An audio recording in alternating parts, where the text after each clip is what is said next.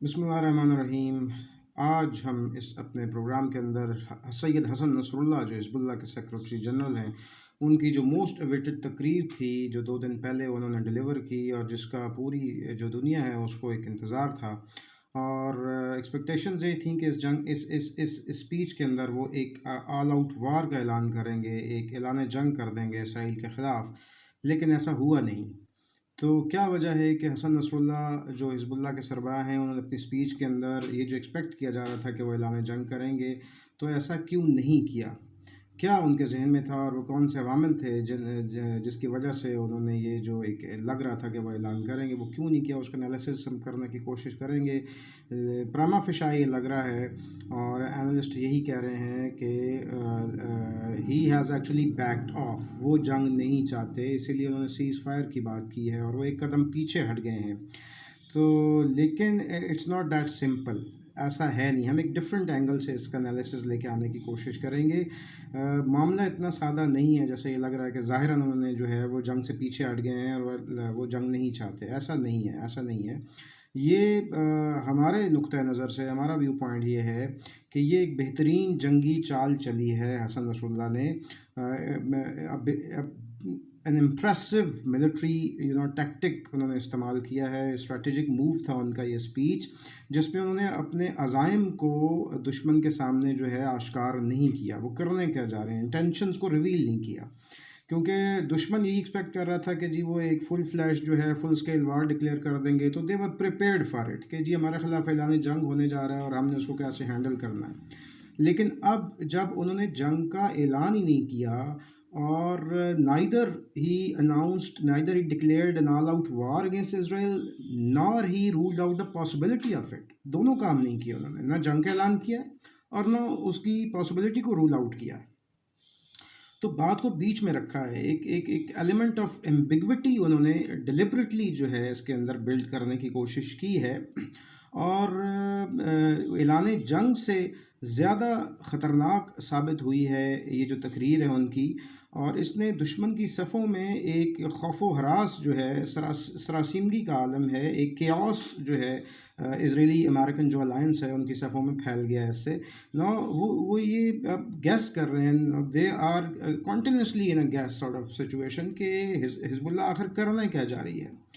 तो ये एक बड़ा बेहतरीन मूव है, प्रेशर भी डेवलप उन्होंने किया है, बहरहाल बारगेनिंग पोजीशन के अंदर भी आए हैं, टाइम भी गेन किया है और साथ साथ जो है एक दुश्मन की सफ़ों के अंदर जो है उन्होंने बहरहाल एक हलचल मचा दी है और वो सोचने पे मजबूर, actually he has brought the Israeli American alliance on the toes, और ये बहुत बड़ी अचीवमेंट है जो उन्होंने अपनी स्पीच के ज़रिए हासिल की है। और इस पे जो है बहरहाल लोग इस वक्त जो है जो इंटरनेशनल मीडिया है वो फोकस नहीं कर पा रहा कि ये जो है मामला किस तरफ जा रहा है। एक मखमसे में डाल दिया है अलायंस को, अमेरिकन इसराइली जो अलायंस है उसको बिल्कुल जो है, जब उन्होंने ये कहा कि all options are on my table and I can opt any of them any time anywhere, कोई भी ऑप्शन जो है मैं इस्तेमाल कर सकता हूँ, सारे ऑप्शन खुले हैं, टेबल पे मौजूद हैं, किसी वक्त भी कहीं भी कोई भी ऑप्शन इस्तेमाल किया जा सकता है। लेकिन उन्होंने इन ऑप्शंस के इस्तेमाल को लिंक कर दिया है जो इजरायली मिलिट्री मशीन है उसकी मूवमेंट, जो गज़ा के अंदर मिलिट्री मनूवर्स हैं उसकी मूवमेंट के साथ लिंक कर दिया है, डायरेक्ट कनेक्ट कर दिया है कि अगर इसराइल जो है वो गज़ा के अंदर अपनी मिलिट्री मूवमेंट जारी रखता है तो फिर मैं इस चीज़ के अंदर हम आज़ाद होंगे कि हम इनमें से जो टेबल पे ऑप्शन मौजूद हैं उनमें से कोई भी इस्तेमाल कर सकते हैं। तो ये जो उनकी स्टेटमेंट थी इस तकरीर के अंदर, ये बहुत अहम नौइयत की है और इसकी बहुत इम्पोर्टेंस है, ये एक बड़ी वाइटल स्टेटमेंट थी जो उन्होंने दी है। इससे उन्होंने क्या किया है, एक तो उन्होंने एक केस बिल्ड किया है अगेंस्ट इसराइल। उन्होंने बॉल जो है वो इसराइल और अमेरिका की कोर्ट में फेंक दी है और इसराइल न चाहते हुए भी ये बॉल खेलेगा। तो इससे हुआ क्या, उन्होंने कहा कि सीज़ फायर कीजिए, इसराइल और अमेरिका से कहा कि जी हम सीज़ फायर चाहते हैं, गज़ा में फौरी तौर पे सीज़ फायर करें, और अगर इसराइल जो है फर्दर मूव करता है, इस ऑपरेशन को आगे लेके जाता है, तो फिर हम आज़ाद हैं अपनी, हम किसी भी वक्त कोई भी जो है वो ऑप्शन इस्तेमाल कर सकते हैं। तो एक तो उन्होंने इसके ज़रिए जो है जो फ्यूचर के अंदर वो करने जा रहे हैं, कोई भी वो एक्शन जो हिजबुल्लाह लेगी उसके लिए अभी से उन्होंने एक जवाज़ मुहैया कर लिया है। اور ایک اتمام حجت انہوں نے بہرحال کر لیا ہے، جو بھی وہ فیوچر کے اندر اسرائیل کے حوالے سے کوئی ملٹری موو لینے جا رہے ہیں۔ تو یہ ایک زبردست بہرحال ڈیولپمنٹ ہے۔ اس وقت لگتا ایسے ہے کہ انہوں نے جو اسرائیلی جو ملٹری ہے اور اسرائیلی جو حکومت ہے ان کے پاؤں کے ساتھ ایک بم باندھ دیا ہے، اور وہ بم جو ہے وہ پھٹے گا تب جب اسرائیلی جو ملٹری ہے وہ موو کرتی ہے غزہ کے اندر فارورڈ،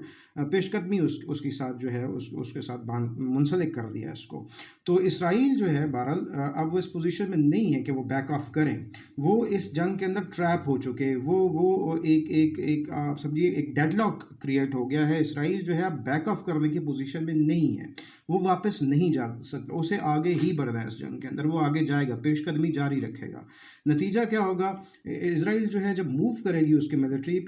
فوجی پیش قدمی غزہ کے اندر جاری رکھے گا اور اس جنگ کے اندر آگے جائے گا تو بم ایکسپلوڈ کرے گا جو اس کے پاؤں کے ساتھ باندھا گیا ہے۔ ٹھیک ہے جی، تو اس لیے اس وقت جو ہے صورتحال جس طرف بڑھتی ہوئی ہمیں لگ رہی ہے، اور ہماری جو ایک ہمبل اوپینین ہے وہ یہ ہے کہ دی وار از آن دا ڈور، دی وار از انیویٹیبل، اس سے اب جو ہے فرار ممکن نہیں ہے، یہ جنگ ہونے جا رہی ہے۔ جو اسرائیل غزہ وار ہے اسکلیٹ کر لے گی انٹو اے ریجنل کانفلکٹ، اس کے اندر حزب اللہ بہرحال شامل ہونے جا رہی ہے، اور باقی ریجنل پلیئرز کے بھی جو ہے پھر سٹیپ بائی سٹیپ چیزیں انفولڈ ہوں گی، اور جو ہے بہرحال اس جنگ سے جو ہے اب بچنا جو اسرائیل کے لیے ممکن نہیں ہے۔ وہ اپنی ہی جو بدمست ہاتھی کی طرح چڑھ دوڑا ہے غزہ کے اوپر، اب اس کے نتیجے میں اس کو جو ہے جو کانسیکوینسز ہیں، جو امپلیکیشنز ہیں، ان کو بھگتنے کے لیے، ان کو فیس